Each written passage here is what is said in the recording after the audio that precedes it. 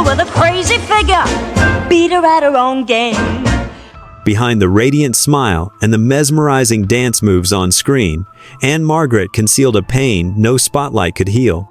Why did a woman adored by millions always feel unrecognized? Why did fame, beauty, and success never give her the sense of belonging she desperately craved? Why did Hollywood crown her a queen, yet leave her emotionally invisible? There was one wound that shaped everything she became. A wound rarely spoken of, yet powerful enough to follow her through every relationship, every role, and every quiet breakdown. And alongside it, another sorrow just as devastating, one that haunted her long after the applause faded. What truly happened behind the glamorous image of the 1,962nd sex symbol who set Hollywood ablaze as Birdie? Why did her real life become a journey marked by deep wounds, silent losses, and an unending hunger for something more? Behind the radiant smile and the mesmerizing dance moves on screen, Ann-Margret concealed nameless sorrows, the pain of a queen never fully recognized. Once a sultry sex symbol who set the 1,960 seconds ablaze with her fiery role as Birdie, few know that Ann-Margret's real life was a journey marked by deep wounds, silent losses, and an unending hunger for something more.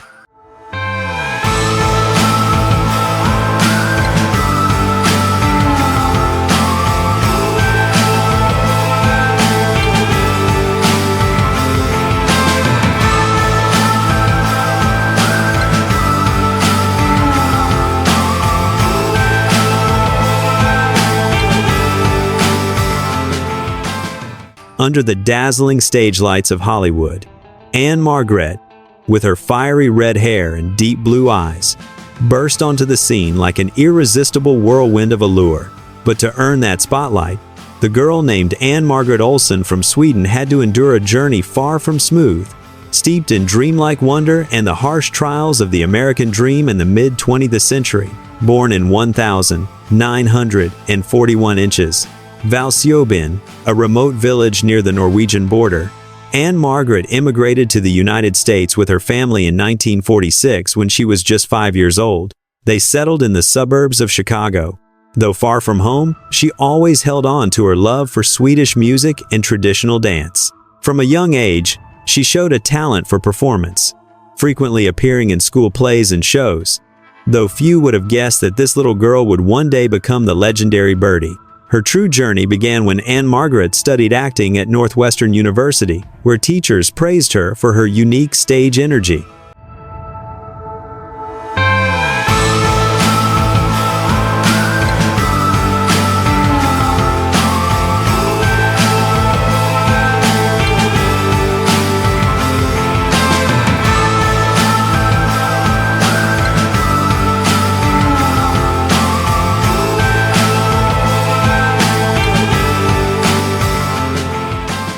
In 1960, she joined an all-female music group called the Subtle Tones and performed in nightclubs throughout Las Vegas. It was there, still not yet 20, that she caught the eye of comedy legend George Burns. He gave her her first television appearance on The George Burns Show, a milestone that opened the doors to Hollywood. Even so, her early years in the film capital were far from a fairy tale. With a slightly heavy Midwestern accent, Ann-Margret was turned down for many major roles for not having the right leading lady voice. Studios initially questioned whether a girl who straddled innocence and seduction could survive in such a fiercely competitive world. But she didn't give up. In 1961, Ann-Margret had a breakthrough with the supporting role in Pocketful of Miracles, directed by Frank Capra, who described her as a blazing heart behind an angel's face.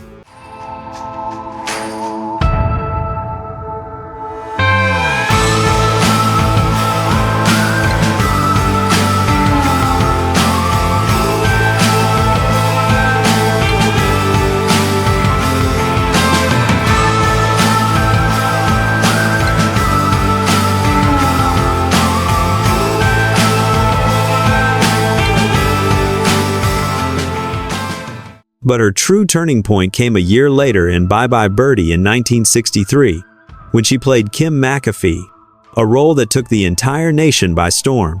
Director George Sidney, so impressed by her screen presence, reshot the film's opening sequence just to feature Ann-Margret alone. Set to the movie's theme song, an unprecedented move for a supporting character. From that moment on, a new star was born. After her explosive breakout in Bye Bye Birdie, Ann-Margret quickly became Hollywood's new sex symbol, sweet like the girl next door yet laced with a wildness that made her impossible to look away from. When she starred alongside Elvis Presley in Viva Las Vegas in 1964, the screen practically ignited. The chemistry between these two magnetic stars set the press ablaze and sent audiences into a frenzy. Rumors swirled that they were in love, and they were. But that love was never meant to last.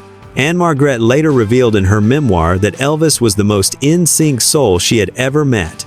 But he was bound by the strict rules of his manager, Colonel Tom Parker, and by the image the public demanded of him.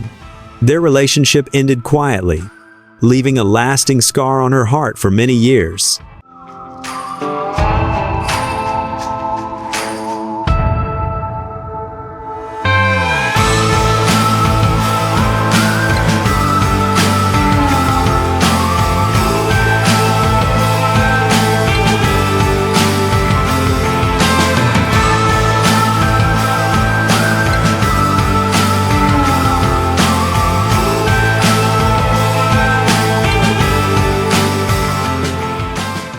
Amid the fame, Ann-Margret never stopped proving that she was more than just a beautiful doll. In 1971, she took on a bold role in Carnal Knowledge, portraying a woman emotionally destroyed by a toxic relationship. The performance earned her an Academy Award nomination for Best Supporting Actress and forced critics to reconsider her not just as a pretty face, but as a true actress, unafraid to touch the deepest pain. But fate didn't go easy on her. In 1972, during a performance in Nevada, she fell more than 20 feet from a stage and suffered severe facial fractures that required reconstructive surgery. It was a moment when she seemed on the verge of losing everything. Yet Ann-Margret did not retreat. She returned to the screen just months later with her face healed and her spirit unbroken. That accident didn't dim her light. It only made her shine brighter.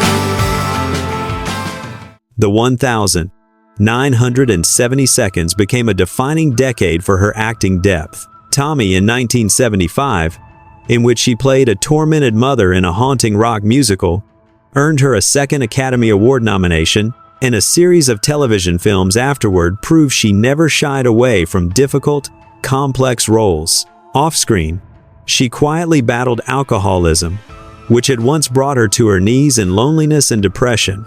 But she emerged from that darkness without spectacle, without tabloid drama. As Hollywood turned its attention to younger faces, Ann-Margret didn't disappear. She chose to step back with quiet grace. Her personal life was just as courageous. She married actor Roger Smith in 1967, who later left acting to become her personal manager.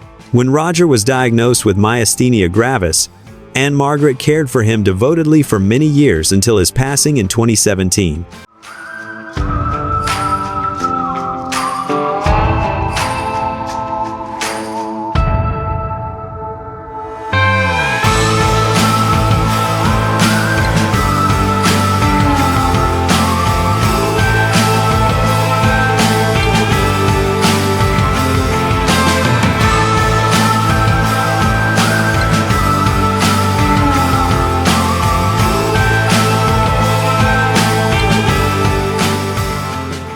One of the deepest wounds of Ann-Margret's life was her relationship with her father. As a child, she spent years separated from him when Olof Olsson remained in Sweden after his wife and daughter immigrated first. The longing left a lasting imprint, and even after reunification, emotional distance persisted. She later admitted that the silence and stiffness between them shaped her yearning for love from strong men like Elvis Presley and Roger Smith. Another rarely spoken pain was her struggle with alcoholism and her heartbreak over childlessness, as every pregnancy ended in loss. These quiet battles followed her for decades. Now, in her 80s, Ann-Margret lives quietly in Beverly Hills. Though no longer the center of grand premieres, she remains a living icon, proof that true brilliance is forged not only in glamour, but in endurance, compassion, and resilience. She once said, "I don't live in the past, but I'm grateful for it every day." That single line captures the woman she became, a flame that never truly faded.